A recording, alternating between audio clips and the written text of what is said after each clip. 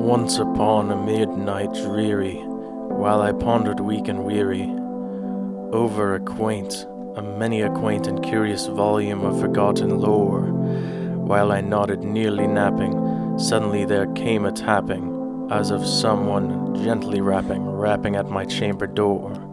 "'Tis some visitor," I muttered, tapping at my chamber door, only this and nothing more.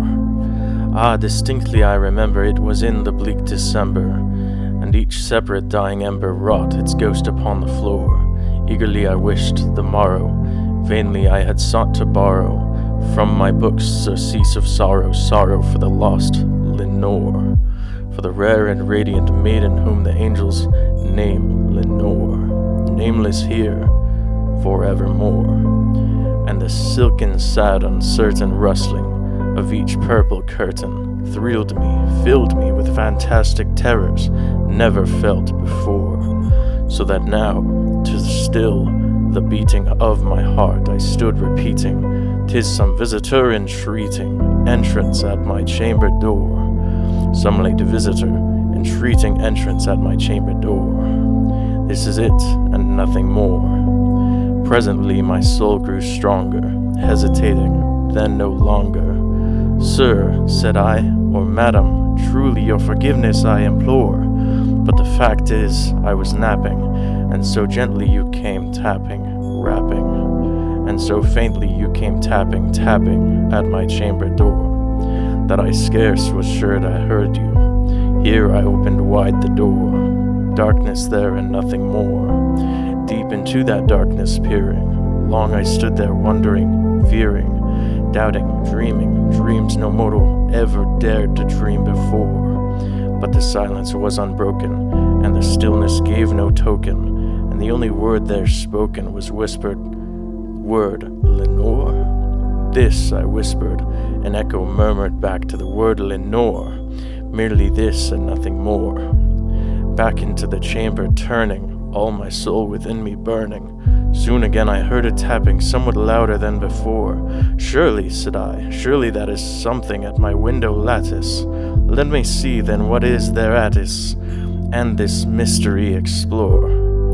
Let my heart be still a moment and this mystery explore.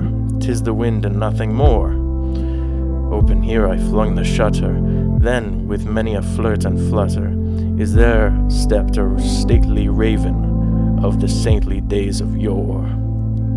Not the least obeisance made he, not a minute stopped or stayed he, but with the mien of lord or lady, perched above my chamber door, perched upon a bust of Pallas just above my chamber door, perched and sat and nothing more.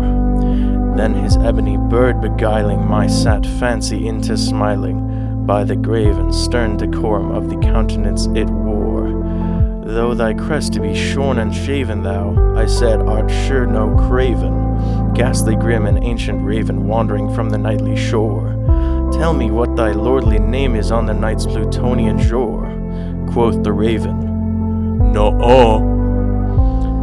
Much I marveled this ungainly fowl to hear discourse so plainly, though its answer little meaning, little relevancy bore, for we cannot help agreeing that no living human being ever yet was blessed with seeing bird above his chamber door, bird a beast upon the sculptured bust above his chamber door, with such names as No-oh.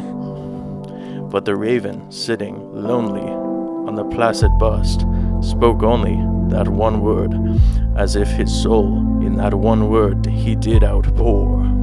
Nothing farther than he uttered, not a feather then he fluttered, till I scarcely more than muttered, "Other friends have flown before.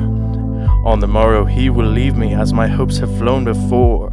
Then the bird said, "No-oh." Startling as the stillness broken by reply so aptly spoken, "Doubtless," said I, "what it utters is its only stock and store, caught from some unhappy master whom unmerciful disaster followed fast and followed faster, till his songs once burden bore, till the dirges of his hope that melancholy burden bore of no. But the raven, still beguiling all my fancy into smiling, straight I wheeled a cushioned seat of front bird and bust-in door. Then upon the velvet sinking, I betook myself to linking fancy upon fancy, thinking that this ominous bird of yore, what this grim, ungainly, ghastly, gaunt, and ominous bird of yore, meant in creaking, croaking, no.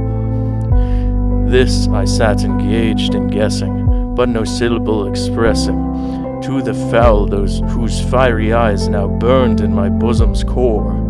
This and more I sat divining, with my head at ease reclining on the cushion's velvet lining that the lamp gloated o'er, but whose velvet lining with the lamplight gloating o'er she shall press, nuh-uh.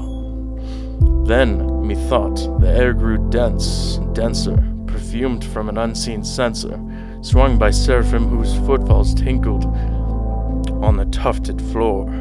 Wretch, I cried, thy God hath lent thee, by these angels he hath sent thee, respite, and nepenthe from thy memories of Lenore. Quaff, oh quaff, this kind nepenthe, and forget this lost Lenore. Quoth the raven, no.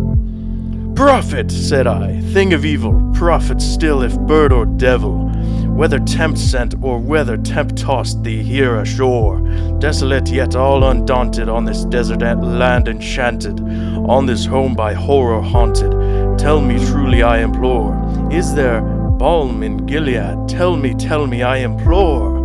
Quoth the raven, no.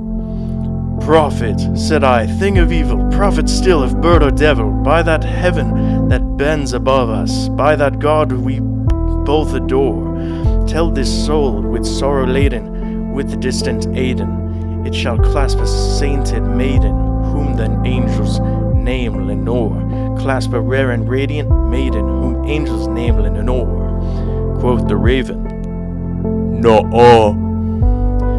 Be that word our sign or parting, bird or fiend I shriek, upstarting, get thee back in the tempest and night's Plutonian shore. Leave no black plume as token of thy lie that thy soul hath spoken. Leave my loneliness unbroken, quit the bust above my door, take thy break from out my heart and take thy form from off my door. Quoth the raven, no. And the raven never flitting, still is sitting